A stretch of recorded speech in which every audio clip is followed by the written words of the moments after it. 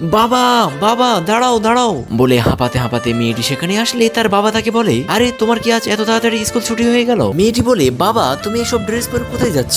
শুনে সে ভদ্রলোক বলে, তোমার মা তো অনেকদিন আগে মারা গিয়েছে, তাই এবার তোমার জন্য একটা নতুন মা খুঁজতে যাচ্ছি। এটা শুনে মেয়েটি তার বাবার দিকে এগিয়ে গিয়ে তার বাবার কানে কানে তাকে বুদ্ধি শিখিয়ে দেয়। এইটা শুনে তার বাবা মুচকি হেসে তার হাতে থাকা বড় ব্যাগটা তার মেয়েকে দিয়ে বলে, তাহলে তুমি এটা নিয়ে বাড়িতে যাও, আমি দেখা করে আসছি। বলেই সে সেখান থেকে চলে আসে।